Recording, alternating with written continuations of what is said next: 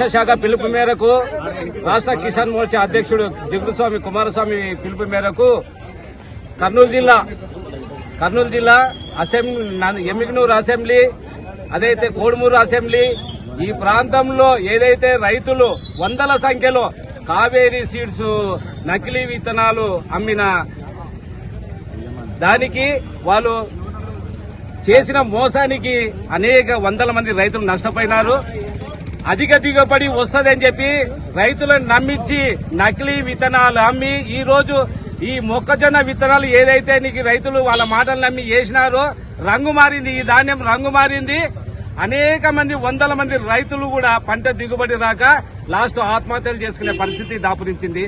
ఈ పరిస్థితి కారణమైన కావేరీ కంపెనీ వారిపైన ఆర్గనైజర్స్ పైన కఠినమైన చర్యలు తీసుకొని నష్టపోయిన రైతులకు న్యాయం చేసే విధంగా అధికారులు చొరవ చూపాలని చెప్పి ఏదైతే నీకు అధికారులు మొద్దు నిద్ర వీడాలి, నిత్యం పర్యవేక్షణ కరువైపై రైతులు అనేక వందల మంది వేల మంది రైతులు నష్టపోతున్నారు నకిలీ విత్తనాల ద్వారా.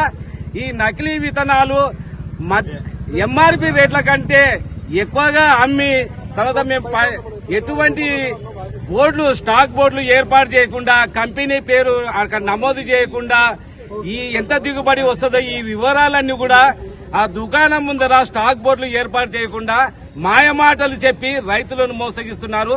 ఇటువంటి వారిపైన ఆంధ్రప్రదేశ్ మొత్తం అయితేనేమి ఈ తెలంగాణ ప్రాంతంలో కూడా అక్కడి నుంచి వచ్చి ఈ కావేరీ కంపెనీ వాళ్ళు ఇక్కడ రైతులకు మాయమాటలు చెప్పి నకిలీ విత్తనాలు అమ్మి వాళ్ళు మోసపోయే విధంగా కారకులైనారో వాళ్ళపైన కఠినమైన చర్యలు తీసుకున్నారా ఈ అధికారులు.